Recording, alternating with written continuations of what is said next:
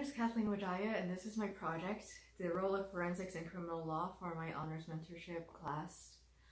So basically, for background information, I was an intern at the Forsyth County Sheriff's Office, in which I switched between several different positions such as the courthouse, the crime lab, the evidence warehouse, and the community service headquarters. Basically, throughout these different places I was stationed at, I was able to learn a lot about criminal justice. For example, I was able to see real court cases take place at the courthouse.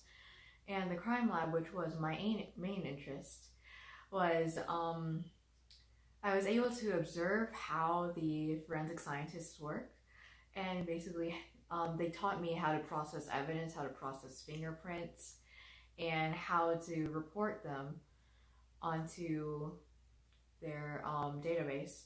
And for the evidence warehouse, I was able to see how long they kept evidence and how they kept them, how they were sorted, etc., and how they would be called out when they needed to be used. And for the community service headquarters, I saw more of the civilian side of things. Basically, I saw how civilians can easily report things to the law enforcement. And basically, for my main project, my essential question was, how heavily dependent is the justice system on forensic evidence, and how has it affected the modern world? Basically, I wanted to do research on the connections, on something relating to the connections between all of the places I've interned, because I found it a great opportunity to be able to see all the sides of a different justice system, even if I was truly interested in one of them.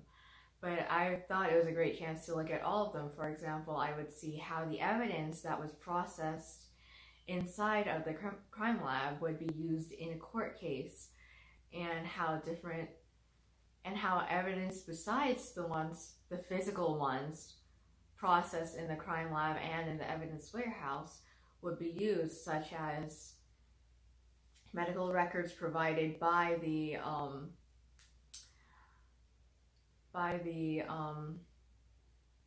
defendants themselves. And basically, I had a hypothesis before my research and what I found after my research. So before my research, my hypothesis was essentially that forensics did play a major role in criminal justice. However, I would assume that it would be kind of unanimous, that it would be unanimously seen as a beneficial or a good thing, because from what I've seen, forensic evidence is a huge part of the justice system. It's a pivotal moment, as most people would believe, such as how it's portrayed in TV shows or movies, and basically how everything is based on genetic evidence and fingerprints. And that's when people think of evidence, that's probably one of the first things they think of. However, after my research, I found that it was actually quite different from what I imagined. I was correct in that the justice system is heavily dependent on forensic evidence. However, what I had found was a massive debate that wasn't a debate that was wasn't a well-known debate. However, it was a heavy debate whether forensic evidence was good or not.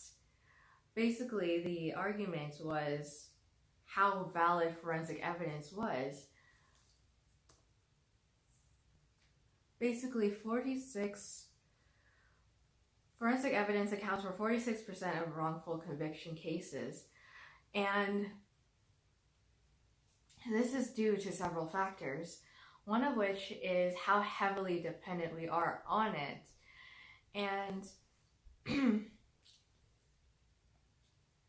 basically, the argument behind this is that we're so heavily dependent on forensic evidence that if it's processed wrong or used with untested methods or tampered with, it could easily send the wrong person to jail or to a death penalty or to whatever punishment that they did not deserve.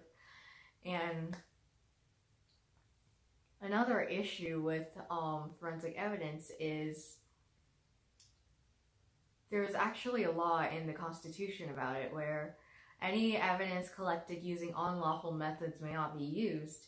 However, many times that law is actually ignored, and forensic evidence can be collected and used in unlawful ways, which can lead to a certain type of corruption or basically false convictions, which is actually an unknown issue to many, where because of the large impact it's had on the justice system, it can actually have those types of impacts along with beneficial impacts. Another thing I found interesting when researching was when I was interviewing with my mentors. Beforehand, I had assumed that they would also be very active in court, or at least be called over to testify in how exactly they processed evidence. However, I have found that they actually they aren't related with courts that much. Although their evidence is used, they don't get called over to court. There has only been one time where one of my mentors has been called over to court to testify and explain how she processed a certain type of marijuana. However, there are certain codes that help prevent unlawful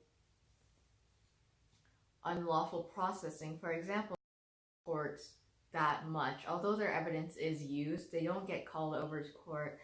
There has only been one time where one of my mentors has been called over to court to testify and explain how she processed a certain type of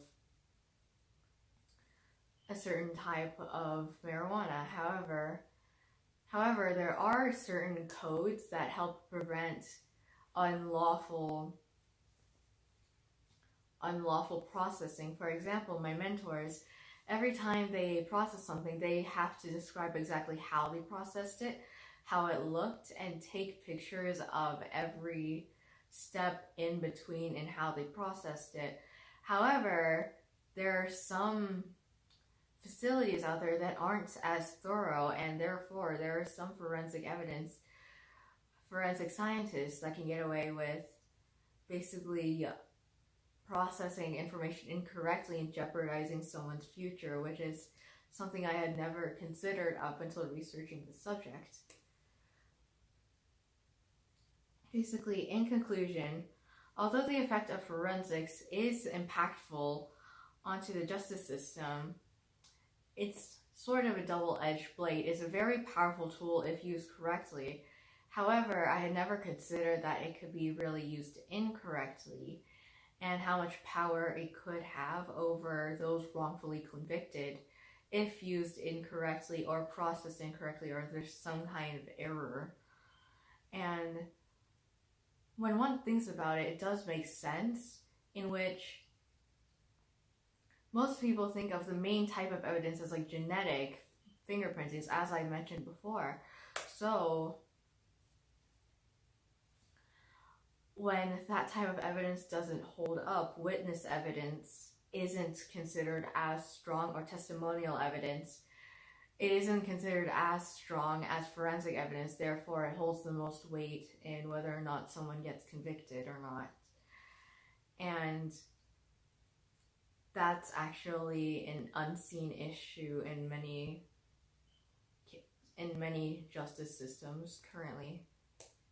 Thank you for listening.